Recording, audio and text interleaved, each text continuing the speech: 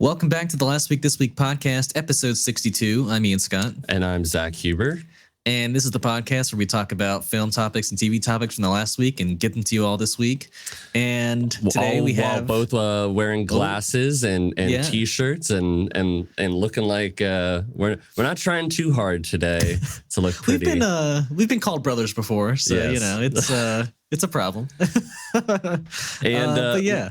We got some topics, like Ian said. We got a new Watchmen animated trailer, kind of a new look for DC animation, I would say.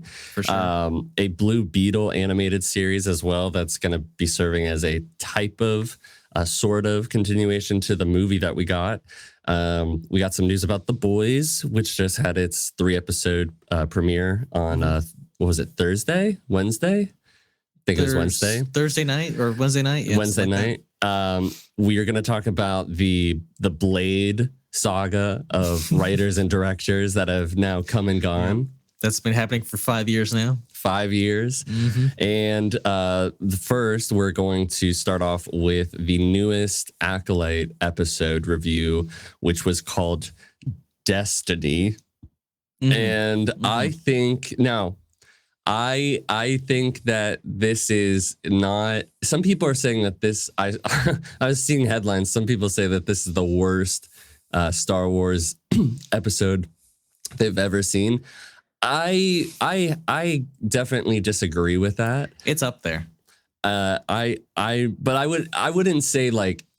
So general impressions. My impression.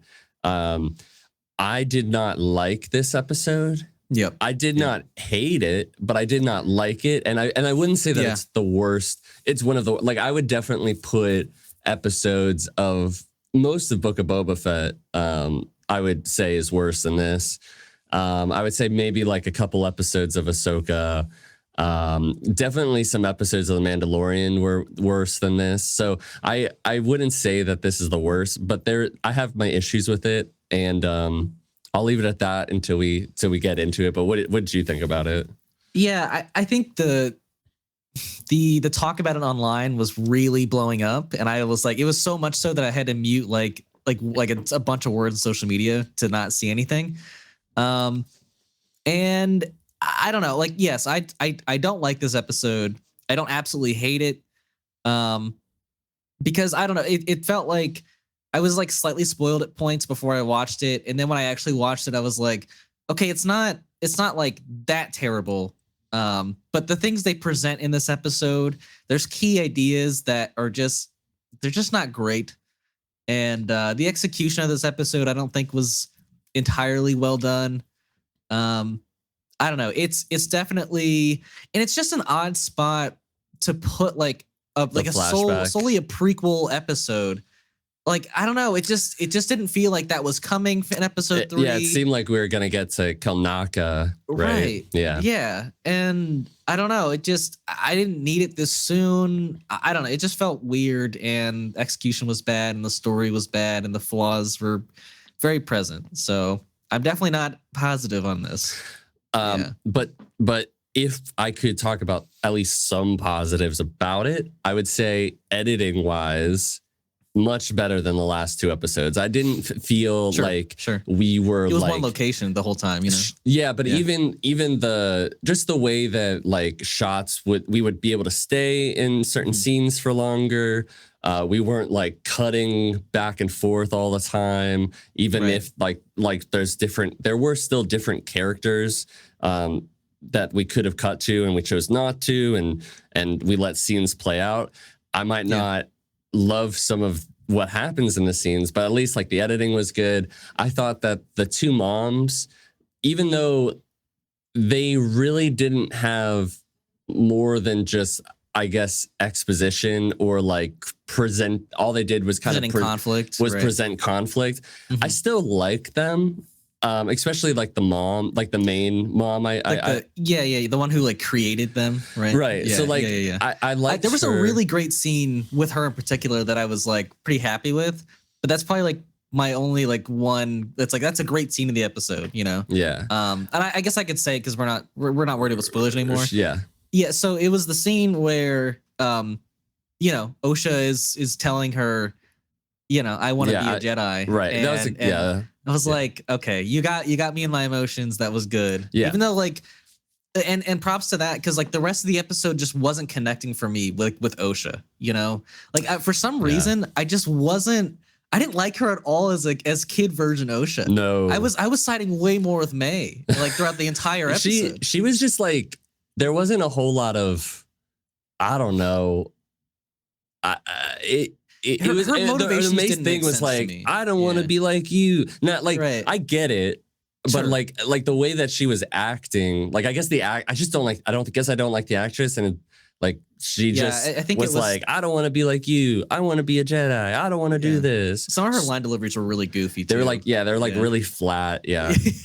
Yeah. And I don't know. I thought it was really noticeable that they weren't identical twins, and they are in the future, and you're like, yeah. So what's going on? I was talking to my girlfriend about that, and she was like, "Oh my God, this is so frustrating." And to me, I didn't find it that frustrating. It is frustrating. But because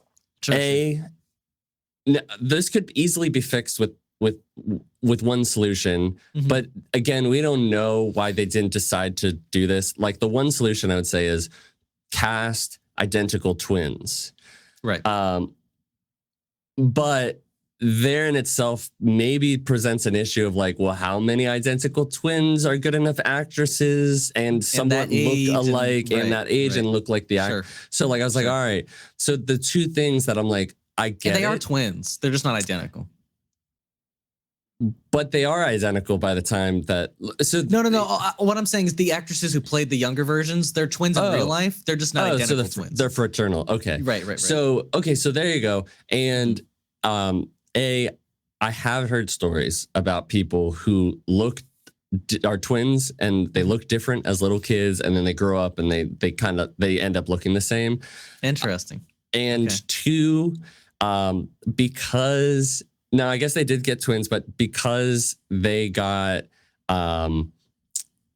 because they're kids and kids can only work a certain amount of hours on set. Sure, that's what Ryan and I were discussing too. Yeah, and also the idea of having to cast, let's say they did want to just have the one girl who plays May or the one girl who plays Osha, to have the idea of having this kid have to play opposite themselves.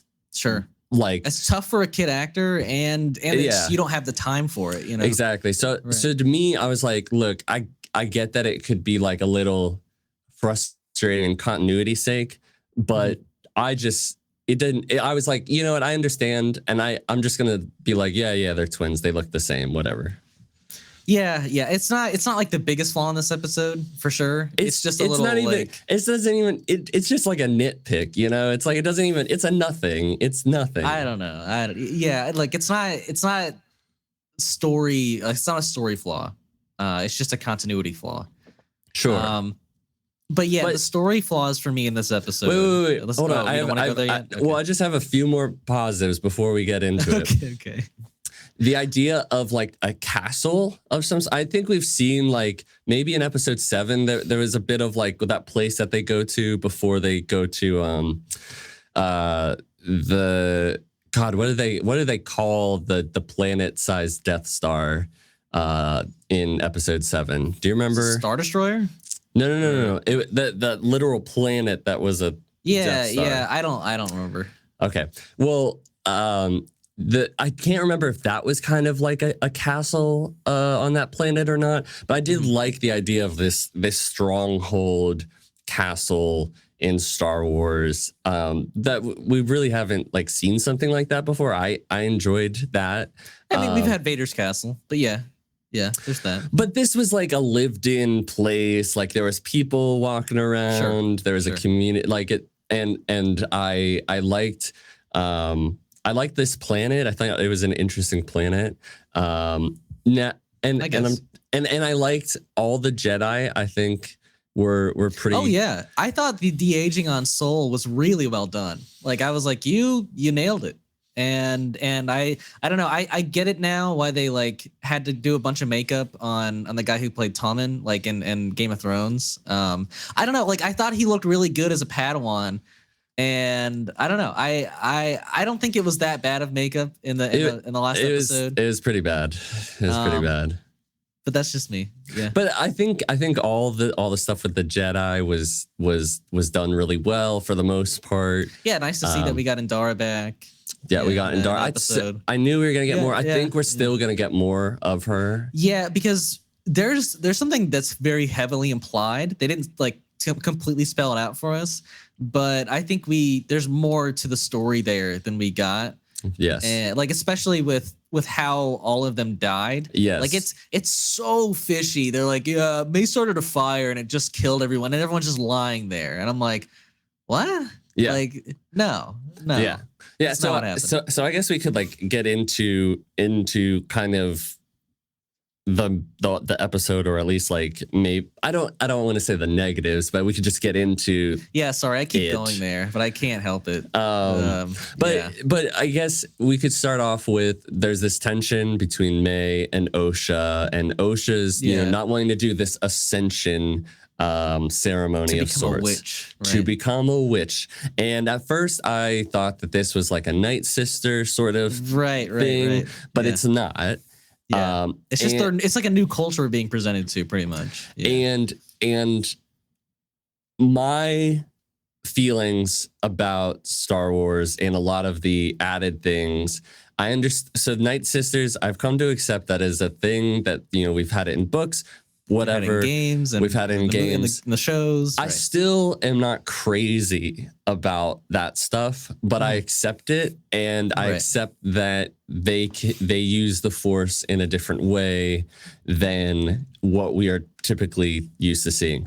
Now, this is another example of like I feel like people say we want to see new stories in Star Wars. It's such a vast galaxy. I want to see more of it. So we have these Force sensitive users who and they have in their way refer to it as the thread, and they are basically a coven of witches. And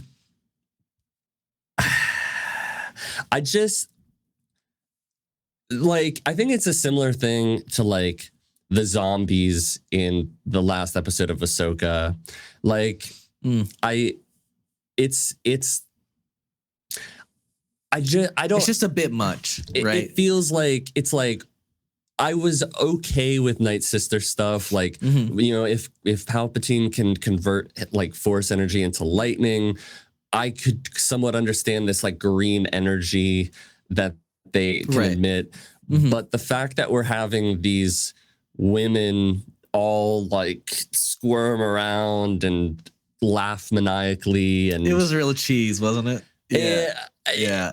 And the sets didn't look good either in that like scene. I don't know if you were like the lighting, the sets, like everything was just like off. To me, I don't know. Maybe I'd have to watch it again, but none of the sets actually looked pretty good. I'm speaking of like when they were all gathered in that like cave area. Like I don't know. It just it didn't seem that up to par. And then like, I don't know, it just like both Ryan and I noticed when we were watching it yesterday that like, we just like the lighting in that, like everything was so like muted and kind of just like one tone, it's like, can we brighten things up a little bit? I know we're in a foggy cave, but like, does it have to be a foggy cave? Like, can we have some like moonlight shining down or something? I don't know. Well, I thought they were outside. I thought they were outside when they were doing that ritual. And maybe it was just a really cloudy night, which is really lame. Like, why can't it not just be like a really starry moonlight night? I think part of what like rubs me the wrong way about it is like zombies and witches is something, and like this is science fantasy. It's not science fiction, but those are things that are such a part of a different kind of. Like universe, right. People go to Star Wars for like something that's more, I don't know, like space and like something new. Like we were constantly like Jedi was like a new thing. Like, yes, you have knights, but it was like a new sort of thing. And there's just, I don't know, like personally, it just rubs me the wrong way. I don't like it. It feels like we're not really creating something new. We're just like, oh, what if witches and what if we could resurrect the dead in Star we Wars? haven't even gotten to the biggest point here, which is that through this witch magic force using that they do, the main mother created the twins. Sorry, do you want me to stop? No, go on. No. So the main mother created the twins and impregnated her wife through the use of the force. And they were born from the force. Which it's at least implied heavily that was a part of a part of it. But there does seem to be some other thing that they're like, well, do you want the Jedi to know exactly how that happened? Which, like, I think, yes, it's heavily implied that it was through the force, but it was maybe there was something else involved. Maybe like a bad ritual or something they'd have to do. Maybe. Yeah. But Anakin, should we look? I know what you're saying here. Anakin was born because of the will of the Force. He wasn't created by somebody. Like I think it's an entirely different situation. But there is precedent for it. There is precedent for it. And here's the thing: the closest we've ever gotten to that kind of lore is that Palpatine said to Anakin that Darth Plagueis the Wise like had the ability to like manipulate the midichlorians to create life, like to influence the midichlorians is exactly what he said. And we don't have any evidence he ever did that. We just have Palpatine's word, and to see it like come to life in a group of witches and for it to be the cause of the main character's birth, I just think it's like way too on the nose. You know, like you're making her out to be this like grand savior at this point. When I don't know, it just it feels forced. I don't think that it's like that. I don't think that implies that she's made out to be like a grand savior. I just think. I mean, destiny is like in the title of the episode, right? I think to me, destiny is May's and Osha have been like brought up in this coven, and that their destiny is to become witches. But obviously, Osha's destiny is to want to go and explore the universe, and she's basically Luke Skywalker, right? But I want to say I don't like this. I'm not saying I like it, but I'm saying that and this was set up by George Lucas because Anakin was an immaculate conception of the Force. There is precedent that something like this could happen. Right, it could happen. I'm not saying it's a flaw that like I just think it's ridiculous. But you don't like it. I don't like it because I think and that's okay. You're putting this group of witches in the same class as like the most powerful Sith ever, you know? And but I was listening to some people and they were saying that even one of the Night Sisters, like one of the head mothers, was arguably implied to be more powerful than Palpatine. That's crazy. Yeah. And that is, a part of like, I guess, canon and books. There's some canon that I just don't like about Star Wars. And that's where I'm at. Like the fact that we keep going, building on the canon, right? Yeah. And there's gonna more be and more you just don't like. Yeah. Exactly. And so I when it was brought up that they were brought about through the Force and had a surrogate mother carry them. Right. Yeah, I mean, it's not my thing. Like, I don't like it, but if people do like it, I'm happy for them. Like my coworker, she's a great, like she loves Star Wars and she watched this episode and she fucking loved it. Yeah. You know? Yeah. I don't know. It's moving way. It's just getting ridiculous. Yeah. It's just moving away from like the things that I like, because like I'm not opposed to new concepts. I really not. I just something about something about witches and now this immaculate conception, because like I still guess I kind of feel weird about it with like Anakin as well. I think it just gets into this like weird place that I didn't really ever like think about Star Wars being in, because I think like I like some stuff in the prequels, but like my Star Wars love is like, you know, the trilogy and even stuff in between, like the stuff with Mandalorian. Like I like the Empire, Rebels, like, and I like the Jedi like religion and learning new stuff. But when it gets into like giving birth and like witches and zombies, it's like, you know, it's just it just and you know, there's stuff in Rebels like, and we were even getting with Ahsoka, like we're going to this other galaxy where it's heavily implied that, you know, the father or the daughter or whatever, like these huge statues with immense power, like the Mortis gods, right? It gets so fantastical and like I don't need I don't know. Anyways, I'm just gonna shut up. Needless to say, I'm not crazy about it. Yeah, I think something I don't know if I've touched on either is the like Osha's motivation to want to become a Jedi. Just I don't think it is written well at all, because the witches, I mean, at least the way May is using her like witch powers, if you want to call it that, it looks exactly like the Force. Like she is not really like, yes, that like the one of the mothers like did that really like black eye thing on the apprentice or the Padawan Torben, right? But I don't know. I just don't think there was enough there for me to be like, the Jedi are so much different than the witches. And I don't know, for her to just be like, yeah, you know, I want this so bad, I'd be willing to never see my family again. Like, I just didn't fully believe it. It just didn't seem. I think real. that's like, I don't know. We needed to see more of what the witches do that she's against. For her to not want to do. Yeah, exactly. And there wasn't really much of that. Right, because if it was just like she doesn't want to use the Force at all and she feels intimidated by it, then like perfect. But she wants to use the Force still. So I'm like, you're not doing something that entirely different. I don't know.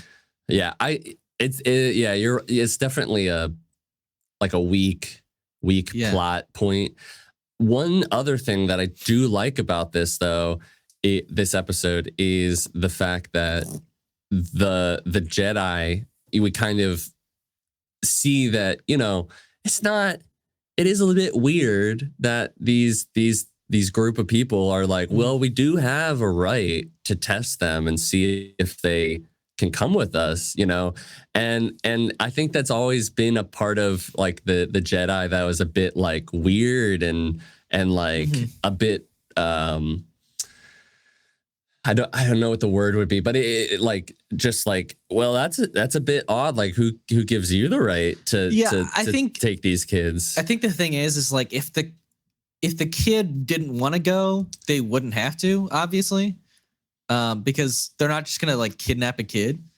But I do have a theory about this. Sure. And I think that when you were saying earlier that it's a bit fishy, that so they just all died in the fire. So like, you know, Osha, which by the way, that scene where Osha is like trying to lie about the images that she's seeing, and then Soul's like, who told you? Correct. And then he does it again. She's like, wait, that's not. Yeah, I was like, you just added yourself. What are you doing? It was so good. Like I love that technique. Like he was like, I know you're bullshitting this. And so like they you know, May finds out that she's been lying or that she didn't lie. Yeah. And she gets mad and she's gonna set her sister on fire, which that was a wild turn. Like I was like on May's side until that point, and I was like, you'd rather your sister die than her leave. That is some insane person thinking. So she sets it on fire, and then Osha, you know, starts to go through this crawl space, and we just hear a bunch of explosions and screaming.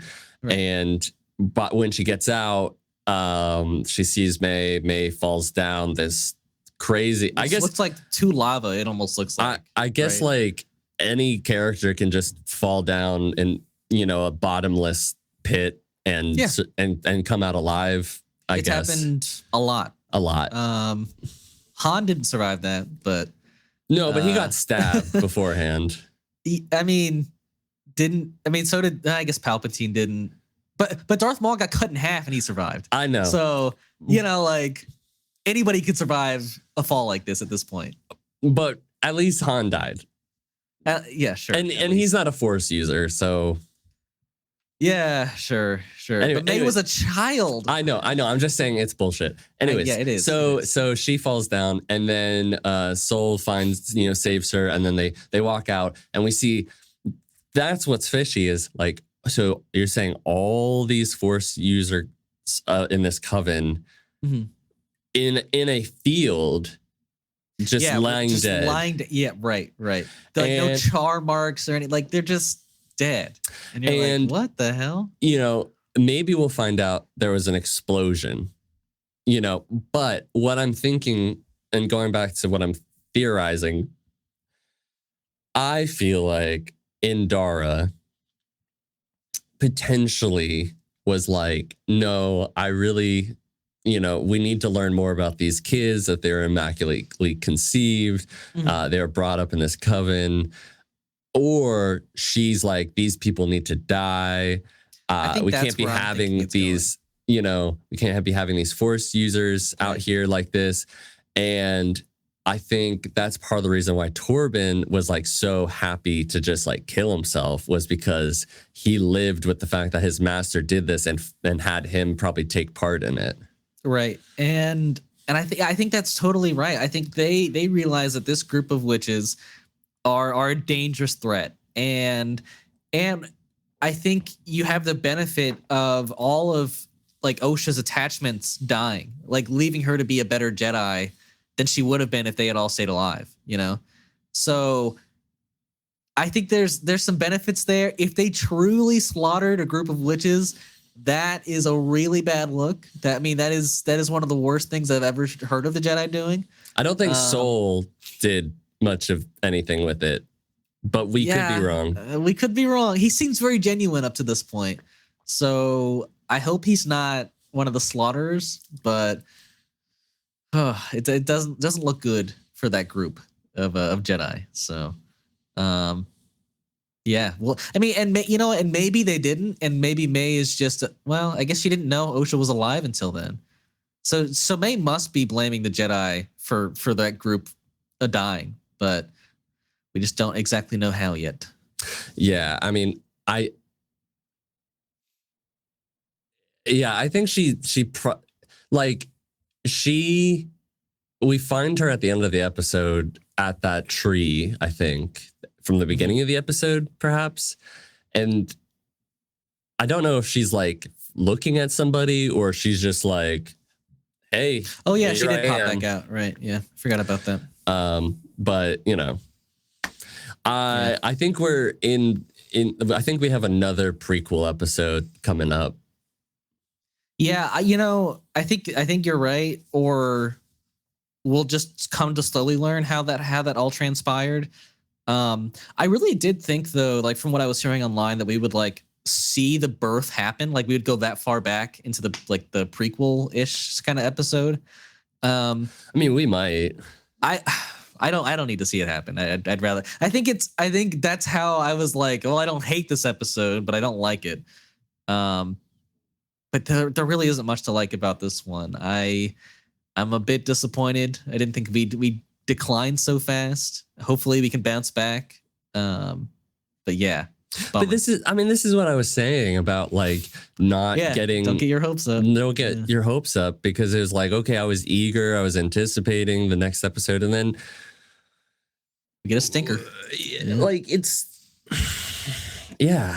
just it like, and it's not only concepts that I didn't like, because like I can admit, like I just don't like the concepts. It's the way that the story was told. Yeah. The execution. The execution. Like, I don't know. There was just flaws all around. You know, like, I don't really feel like any of the characters, they're just kind of pieces in the story to create some sort of conflict. And and like, you know, like you said, like the one really good scene was with Osha and her mom during that one scene that you talked about.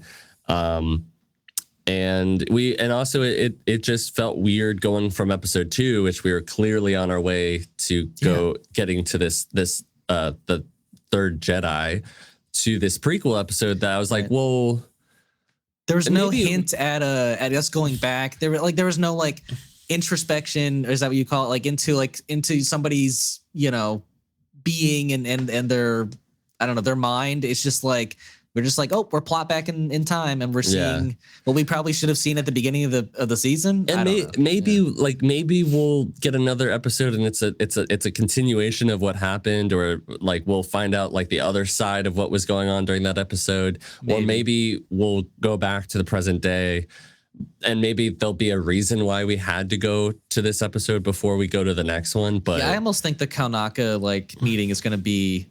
Like because we needed to see it before that meeting, you know. But you would assume, right? But I don't trust. I don't. You know. Like I don't think I don't trust, she's gonna speak to Kaunaka or anything. So no, but like I was gonna say, like you would assume that there would be a logical reason, but like considering the track record of these shows, like right, yeah. I mean, even the Mandalorian season 3 just plopped in a crazy like one-off episode where you just followed like 2 of the people from the Imperial Remnant. And it was just a one-off story about her betraying him. Like, that's it. And you're just like, well, why did that have to be right there? You know? So I don't know. They do some really confusing things in Star Wars, and I should not be getting my hopes up with them. I really shouldn't be. Yeah. Yeah. So I think that's our thoughts on this one. It's not the worst episode, people.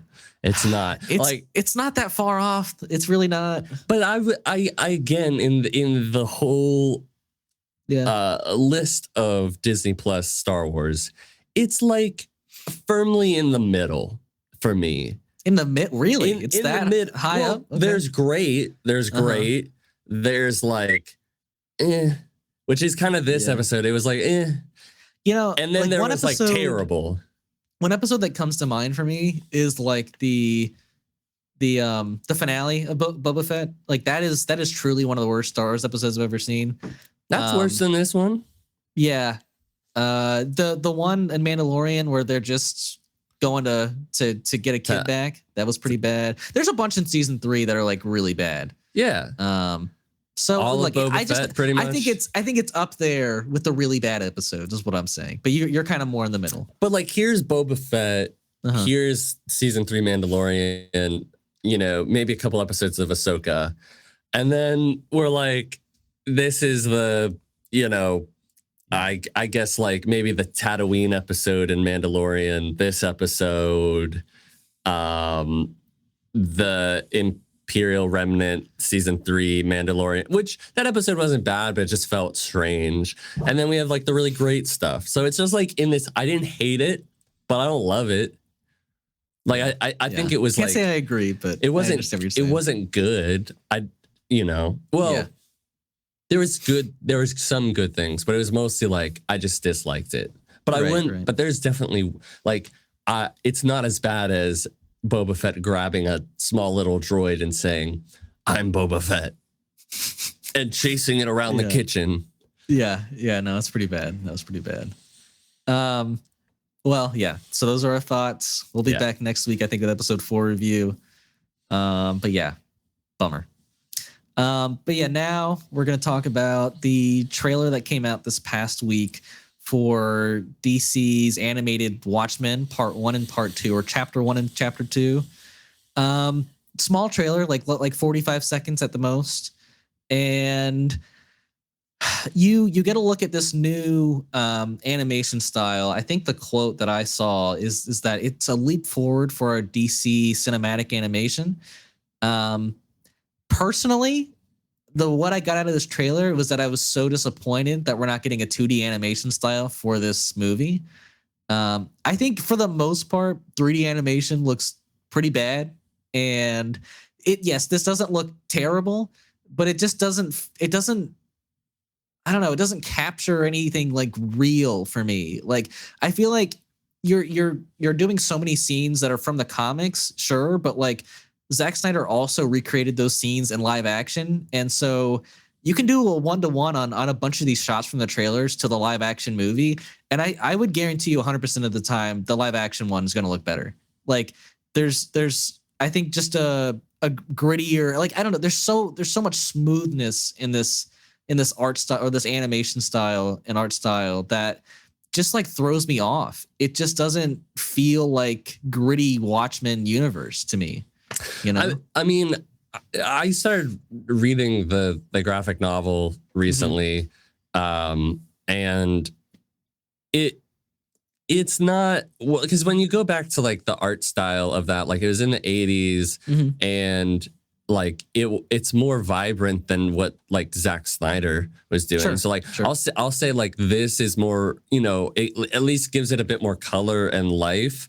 That's interesting, and like the characters look more like the comic book counterparts instead of like Jeffrey Dean Morgan looks incredibly similar. Incredible. Yeah. You know, but like this is like pretty accurately like what they look like. But I don't know. I think they got pretty close in the movie too. Sure, but I'm just saying, like, and I get it. The live action movie isn't a 1-to-1 for the comics. They changed some things, sure. And I think that's the exciting part of this animated, is that they're probably going to stick more to the comic storyline. Right. So that's the only thing I'm genuinely excited about. I just don't like how it's being presented. I'm pretty much there with you. I mean, it does look a little bit similar to how like X-Men 97 animation kind of looks. But like they combined a lot of 2D animation with their 3D. So it's like a lot of the time you can't totally tell. Whereas this, I mean, every single scene you could tell. You know? I mean, it's just in the people's faces too. There were some really goofy ones in this trailer. Yeah, it is a bit hard to get into. I agree with you. I'm hoping that after sitting down and watching it, like it's one of those things that like over time you get like assimilated to it, and that the execution is done so well that it's great. But I am pretty skeptical that it's going to work out well, mostly because like DC animation does have a lot of great adaptations that they do for their animated, but there's also a lot of shit ones. Sure. And I like the idea that they chose Watchmen to be like this. They're going to try something new in their animated field. Trying to create like a new kind of art style that they haven't done before. Like I appreciate that like Watchmen was kind of like this turning point for comics, and like maybe they're thinking that should be representative in like a new era of what they want to do for DC. I don't necessarily know if this art style is going to benefit Watchmen. But at the same time, like maybe it will, because maybe it'll give it this like 3-dimensional space instead of sticking it to like two, because like the like 2D, because like for the most part, people might be like, well, why do we need a 2D version of the thing that we could read? Like, let's do something that maybe we weren't able to do before. So we're presenting the story in a more exciting format. And like like something, I don't know, something that we weren't, but it also gives me the same feeling of like, do you remember in the kind of like mid to late 2000s, we would get these X-Men and I forget what it might have been Ultimate Spider-Man or something, but we used to get these like little mini movies or like 1 or 2 seasons of these like 3D animated Spider-Man and X-Men shows. Do you remember those at all? I don't really, but I know what you're talking about. I don't think I ever watched those. I used to watch like maybe like 1 or 2 of them, and they always were like really weird looking. Like I never have been a fan at least most of my life of like this 3D animated style. Right. And this is the closest alongside like X-Men 97 that I've been like, maybe. Yeah, this is the best it's looked so far. I'll give you that. Like maybe we're getting there. And like even parts of like Across the Spider-Verse or like Into the Spider-Verse like has a bit of like, it's not exactly 3D, but there's a bit of like that in between that works really well. And I know we're mostly just talking about the art style, but that's really kind of all we have to go off of. Yeah, it's only like 42 seconds of footage we get here. So and it's like a lot of what we've seen in the past, you know? And I just want to say, I didn't really like the art style when I first saw Into the Spider-Verse trailers. And really? Then, wow. Yeah, no, I was like, oh, this doesn't look good. Interesting. And then, you know, I watched it and it was great. So I'm hoping that this is kind of does the same, but I will say I don't like from the voice acting I heard, I was like, yeah, I don't know, man. Yeah, Rorschach didn't hit for me like it should have, you know, like his voice is, I mean, especially in the movie, was one of a kind, and it's a bummer we're not getting something as classic.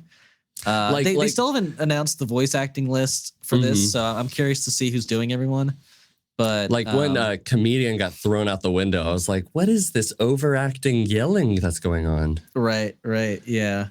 Well, yeah. So this one's going to come out, from what I hear, in August of this year, Chapter 1, and then Chapter 2 will be like spring, summer 2025, maybe.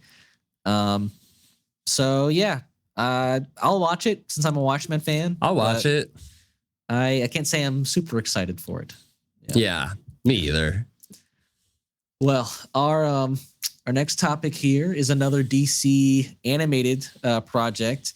We just got the announcements as of yesterday of recording that we're getting a DC animated Blue Beetle TV series, and it is going to be some sort of continuation from the movie we got last year. I think this is surprising in a sense, because I know James Gunn said he was one of the characters that would be coming over from the old DCU. I didn't think the movie performed well enough for, like, especially Warner Brothers, to invest in another project so soon, you know? But maybe they just don't want, and that's not even the case because it's animated, but I was going to say, like, maybe they don't want, like, the actor to age out of the role, you know, like too early, and they want to capitalize on it. But then what's the added benefit? What's the benefit of doing animated? I think the benefit is maybe you can produce it. I don't know, you can't really produce animated faster, but my only thought is that you capitalize on it now so that you can use him also in live action and other projects, not like give him his own movie or show in live action, but have him appear in like another movie or show. You know what I mean? I mean, I definitely think that he's going to be in another movie or show. Because, you know, James said that he was going to see him again, right? He's going to be he will be a character in the new DCU. Just, I think it's implied that maybe that movie didn't necessarily happen, which is kind of why it's interesting that the quote for for this announcement was that it will serve as some kind of continuation to the movie, right? Which to me reads that the movie isn't canon, but the characters are. Right. And so maybe he remembers the movie, but like no one else in his life will. Like, it feels like that's maybe what we're gonna get with Peacemaker season 2. I don't know. I'm very curious how he pulls these characters over. I agree. Like I'm very curious how it's gonna go forward. I am definitely surprised that they want to move forward with like an animated series. I think that movie, for the most part, even though it didn't do great, I do think that the overall consensus was people like the character and like the actor.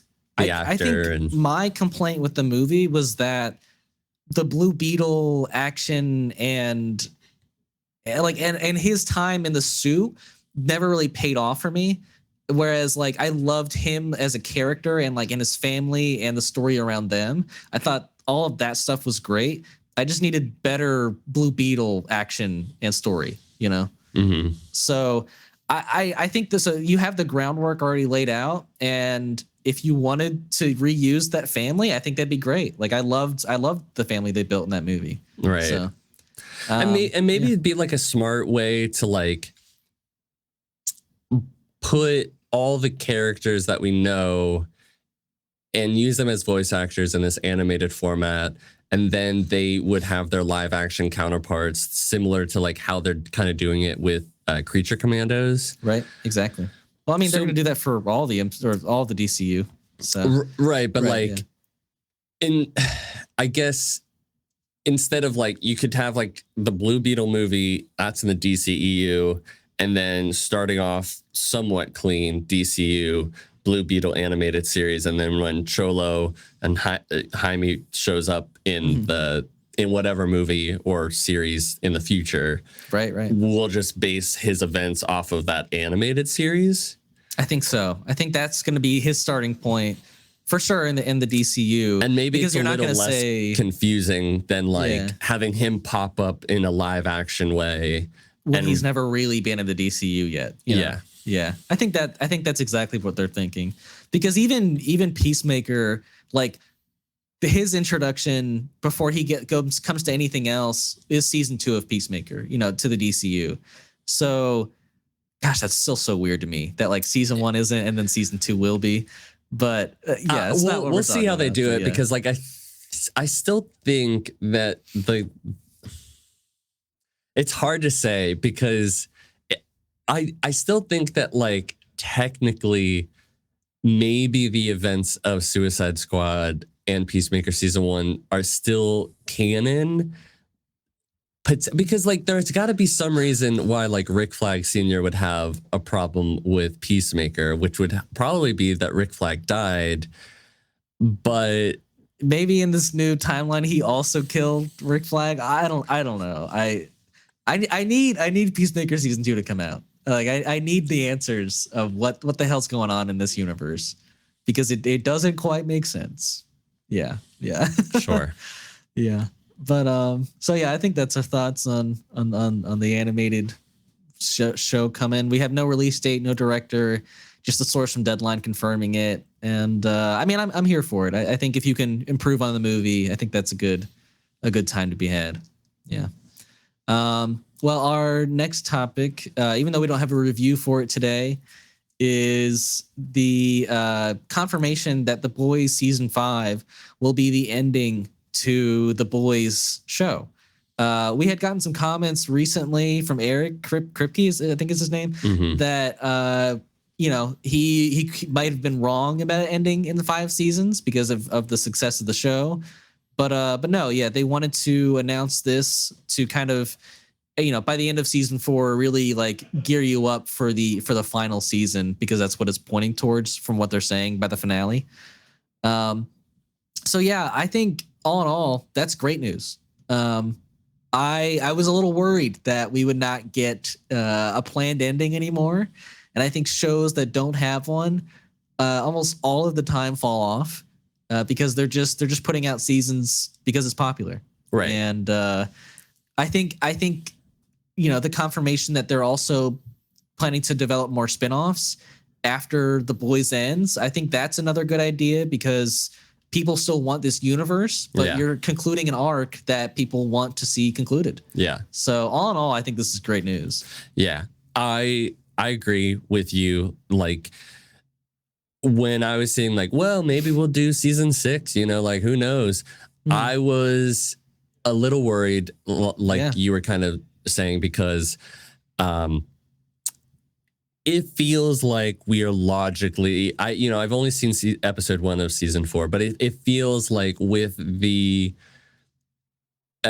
arcs and the trajectories that have been set in place for 2 of our main characters, who are kind of the focal points. Yeah, there's only so much that you can go, like that we're getting to a head, and it's gotta end somehow. And I think if you keep artificially like lengthening out this conflict, people aren't going to care anymore. Yes, you know, because it has to end. You can't just be like, well, both these guys are still alive because they can't kill each other and Ryan exists. I don't know. It's just you got to clean it up at some point. Yeah, I think I would be, unless it was done fantastically well, I think I would be fairly upset if we were going into like season 6, season 7, season 8, and it's like, and Homelander was still the main threat, you know. Where we build, like, because right now, like, we're at a pretty juicy, interesting point. Yeah, and especially in this universe, right.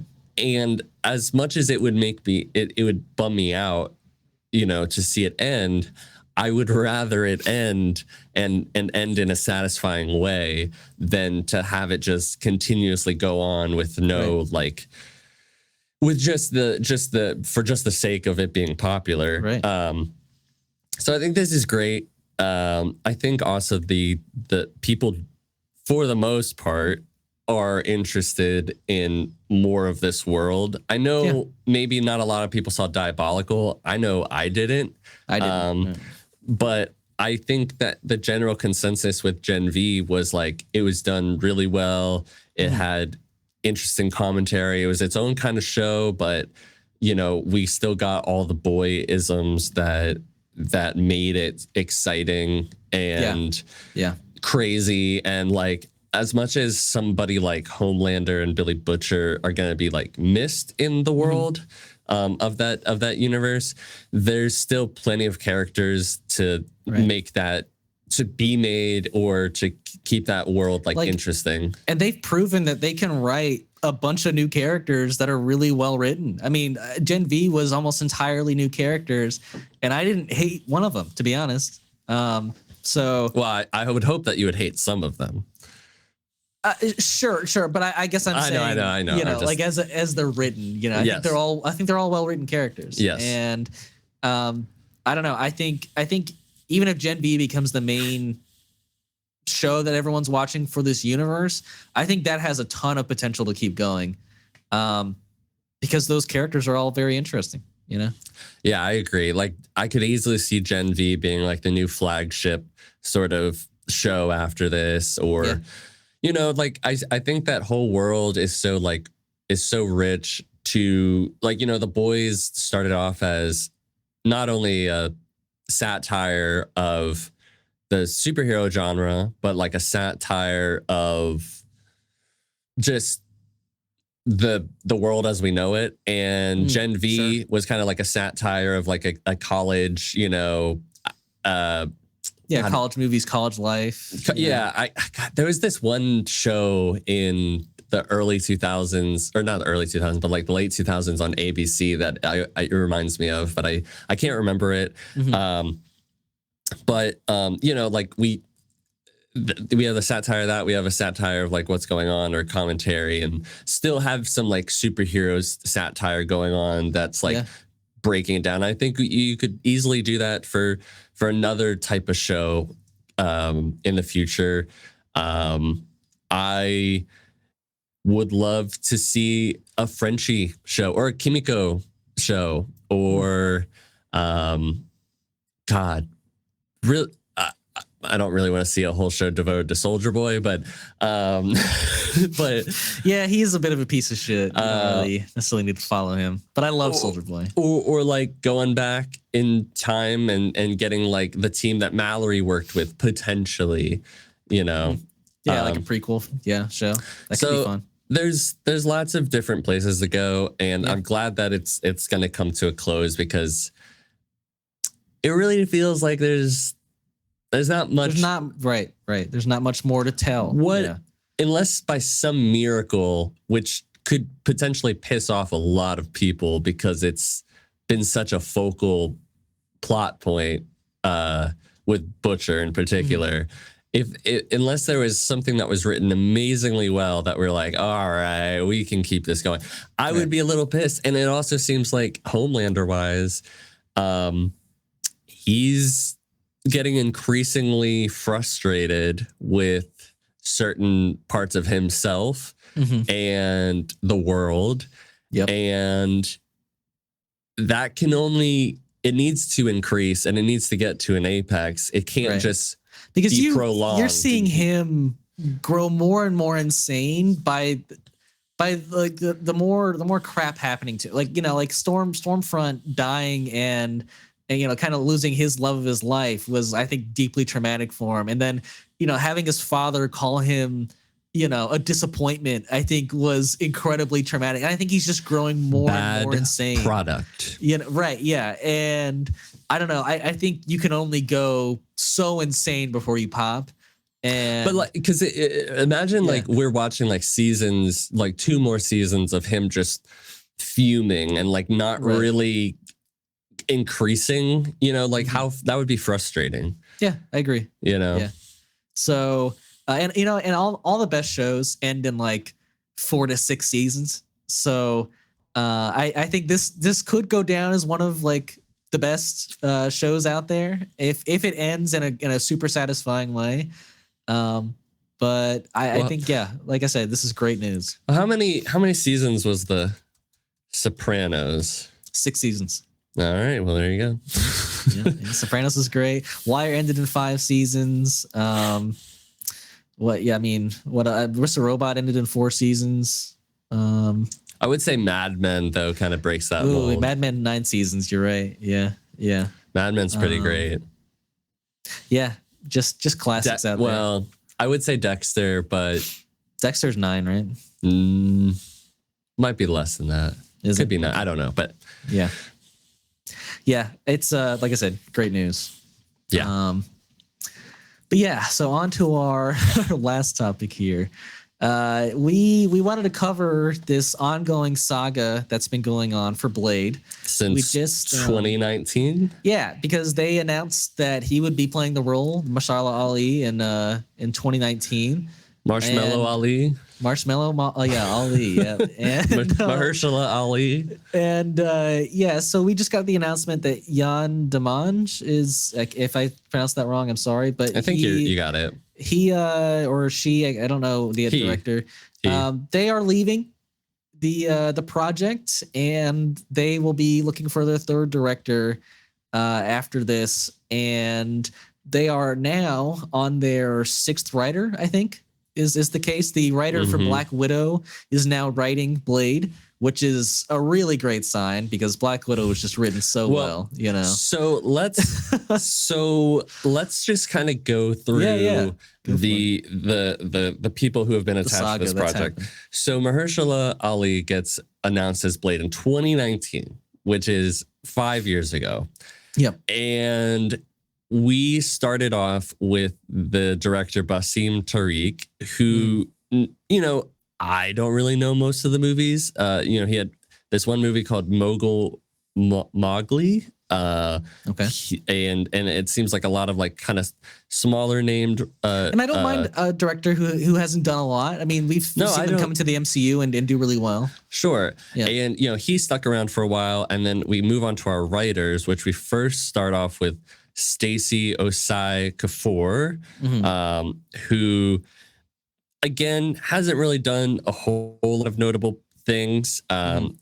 Eventually they move on to Beau DeMayo, who did the writing for X-Men 97 and most recently got let go weeks into or weeks before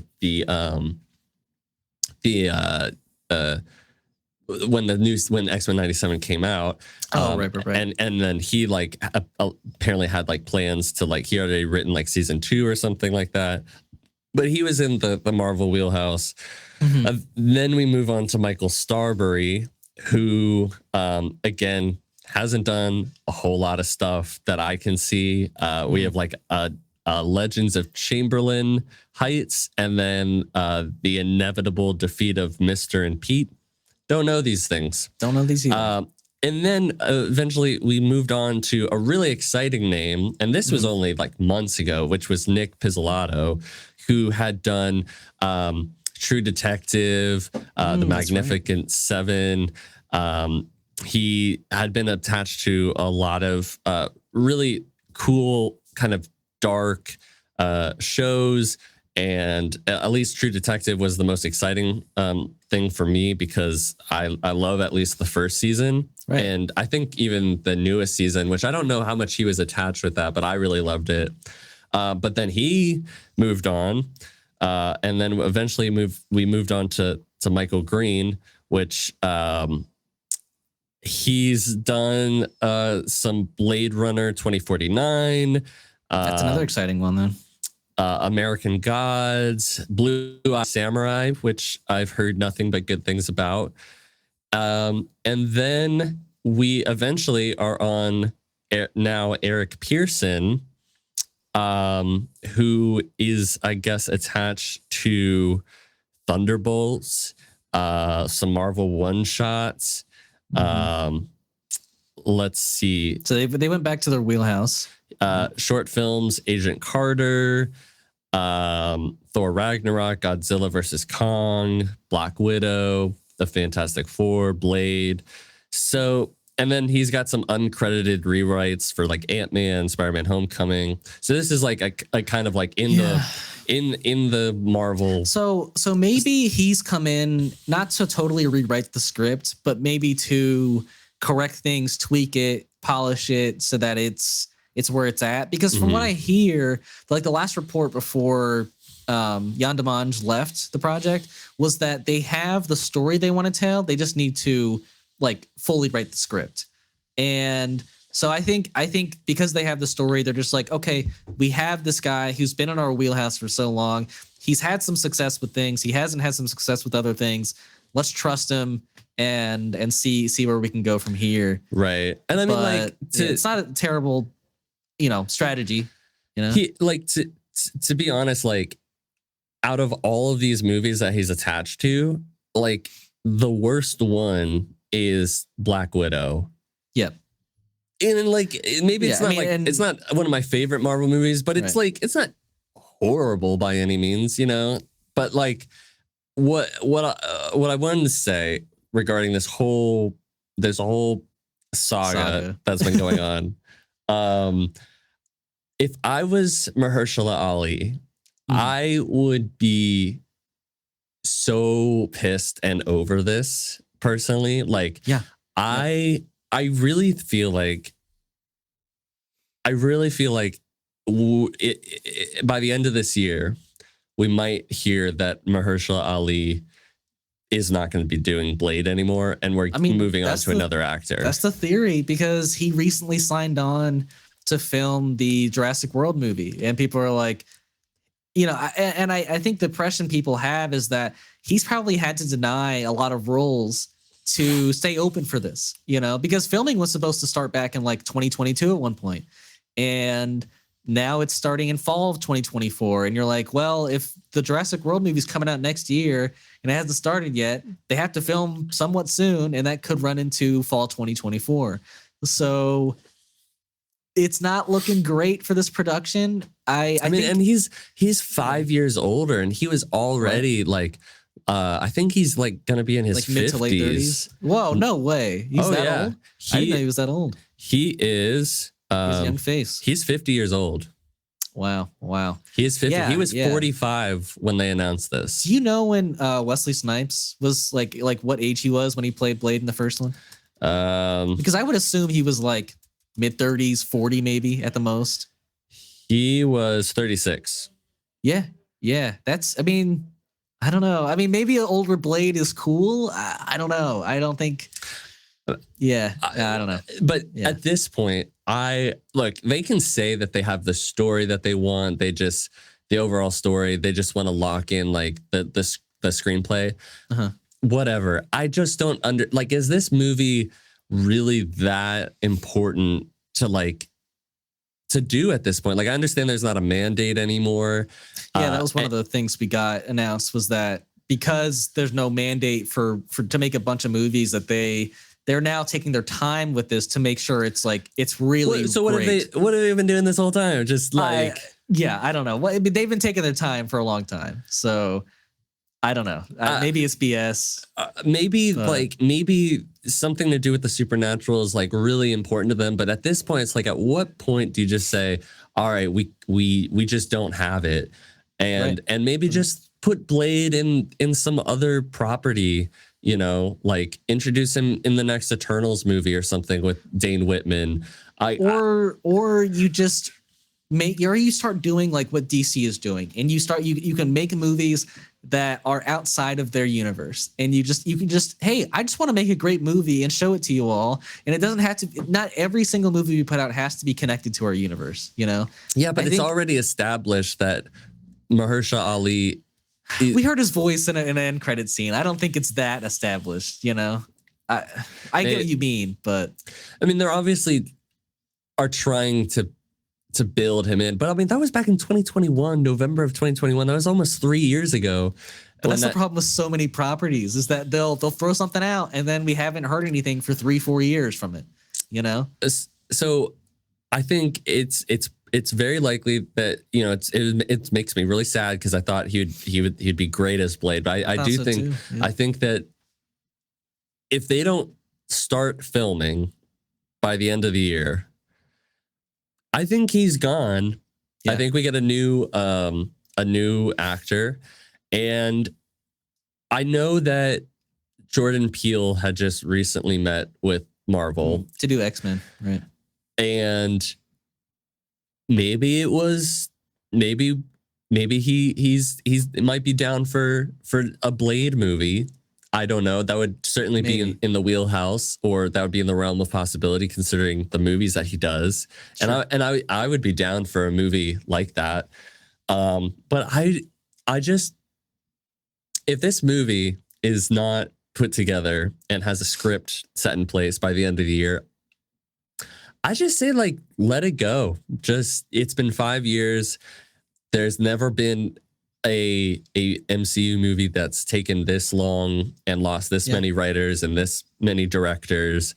And you have to wonder, why has it had so many rewrites? Right, why because are there the concept isn't hard to lock down. I mean, people say this all the time on social media, which is why I'm saying it. We just want to see Blade kill a ton of vampires. Like, the story doesn't have to be this amazing concept of a story.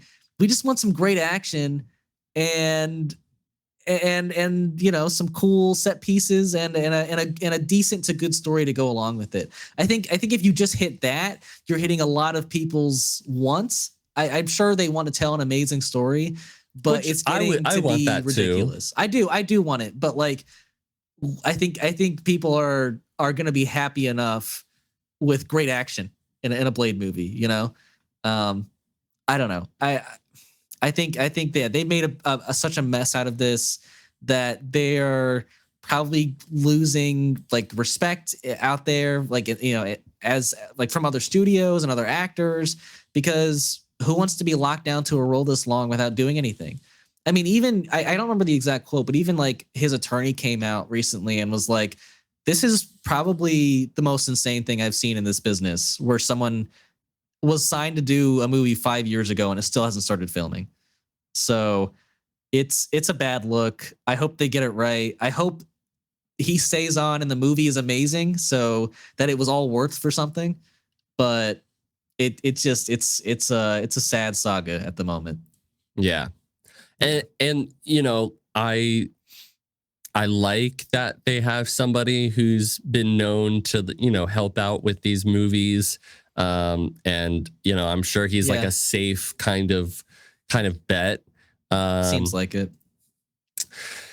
But yeah, I don't know if this movie's gonna happen. Yeah. It feels like it won't happen with Ali, but we'll see. Yeah, we'll see. Yeah, but yeah, I think that's our topics here today. This was a shorter week for us to catch up on things. So I don't know if you watched anything this past week. Well, I got to watch now the first 4. I can't believe it's already been 4, but the first 4 episodes of the new season of My Adventures with Superman. Oh wow, I didn't realize it came out. Nice. And it's pretty great. Just as good as season 1 so far? I'm loving this show. Oh yeah, I think so. I think the plot line of having Jimmy Olsen get his own Flamebird division at the Daily Planet. Flamebird? Is that what you just said? Yeah. Did you finish season 1? No, I didn't. God damn it, Ian.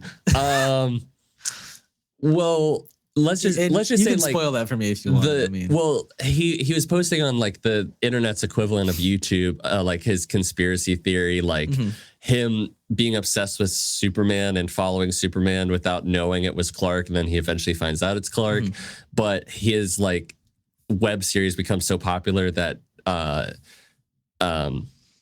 Perry hires him to do this own buys Flamebird, and like he's in charge of his own division at the Daily Planet, and his net worth is insane, Ian. How much did he buy? How much did Perry buy out Flame? A lot of money. And so there's a whole plot line of him, like whenever they need something, like you see his net worth and how much he paid for something. And sometimes it's insane. And we're like, he's going to be broke by the end of this season. Oh no. Yikes. Okay. But it's been great.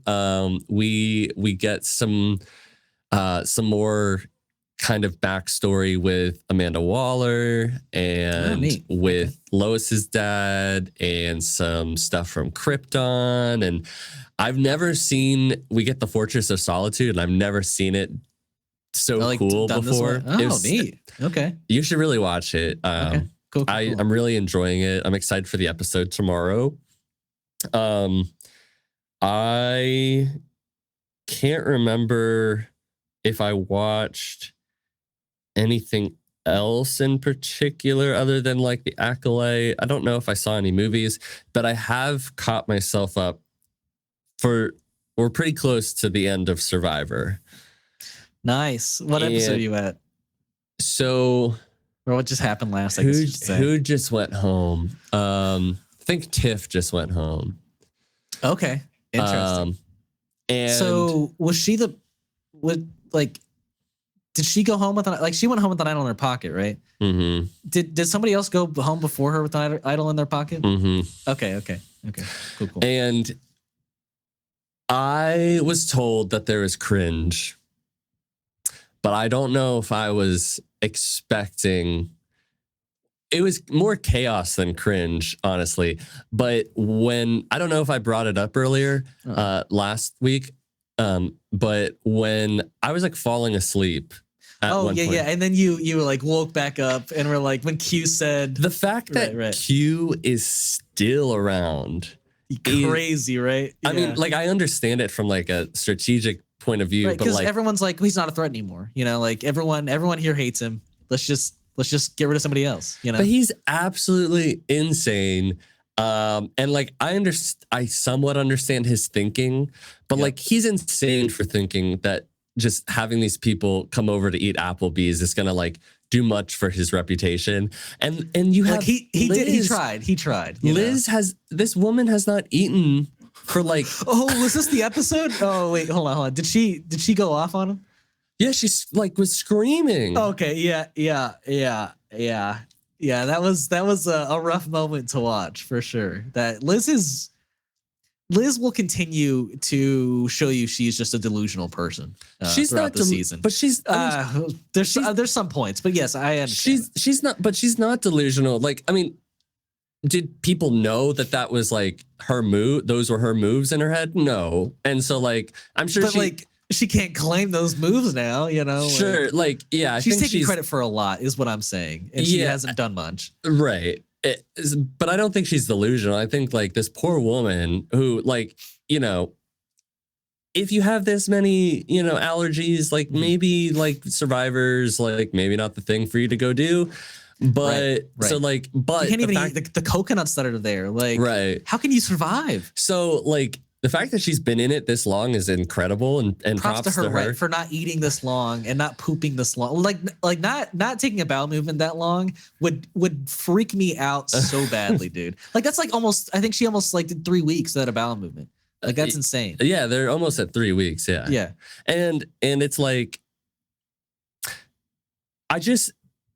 I'm kind of with Ben with like how I feel about Q. It's like, look, I understand you've essentially fucked your, like, you think that you might have a miracle happen, Right. and maybe, but like, just the sake of being a human, this poor woman is like, not only do we hear the story of like how she literally eats that burger with her daughter every Wednesday, but she hasn't eaten in like 18 days. Yeah. And you see her sobbing, and yet he's like, and my last person is Lexi, right? Lexi, or Kenzie. Yeah. I just, yeah. No, I feel you. Yeah, I feel you. It's like she went through some hard stuff out there, but speaking of like when I said delusional, I think Venus is even more delusional at this point in the show. Yeah, she's. Oh my gosh, she's taking even more credit for things where you're like, dude, what are you talking about? You know, like, but to be she fair, thinks she's playing a great game, and she's not. No, she's not. But to be fair, like, she's still in it, and Tevin's gone when. Yep. No, that's fair. Yeah. Also, I think Maria is like. She's playing a great game. I've always liked Maria. Yeah, I love the Maria Charlie alliance. I think that's a great. It's been one of my favorite things to watch in that show. So. I don't think anybody knows about that still. It's pretty on the low key. I mean, obviously Ben knows about it, but yeah, it's worked really well for them to hide it. Yeah. Well, cool. I'm glad you're still watching. That's exciting. Yeah, we're almost at the end. So nice. Well, yeah. So I've watched this week. I did catch up on The Boys season episode 1 through 3. So I do have a lot of thoughts about it. I'm excited to talk to you about that when we get there. Won't spoil anything yet. And I kept watching The Mandalorian. I've been doing a rewatch with our friend Ryan, and that's been good. But there's been some lulls in season 2 where you're like, I don't love this. But like for the most part, I think the story of season 2 is still really good. Like, what's the lulls? I think like it was especially in episode 6 where there was just a lot of action and like unnecessary action, and like that didn't always look very well. I'm speaking of the episode 6 episode where Boba Fett comes in and they have to fight off. Episode. They fight off a ton of stormtroopers, and it feels like they're on like a Star Trek or like Power Ranger set where they're just out in the desert, and like there just didn't seem to be like a lot of great camera angles or budget put into it. It was just action for action's sake, you know. That episode's badass. It was okay. It was all right. I love like Grogu being on the Seeing Stone. I think that's like a very cool moment. But yeah, and I don't know. I can't. It's like I guess I can't think of another lull more than that. But yeah, I know. Like episodes 7 and 8 are like really great for season 2, so I'm excited to watch those. But yeah, I think that is about all I've watched this week. Just Star Wars and the Acolyte and The Boys and yeah, all that stuff. But yeah, we are at the end of the podcast. So as always, I want to say thank you for watching and listening up to this point. If you want to watch us in the future, like I said, usually we always release on Mondays. Sometimes we'll get behind, but look for us on Mondays and clips on Tuesdays, Thursdays, and Saturdays. If you want to follow us on our social medias, the links to those are in the description below. And if you want to give us a comment, a rating, a review, or subscribe, we'd always appreciate it. And until next time.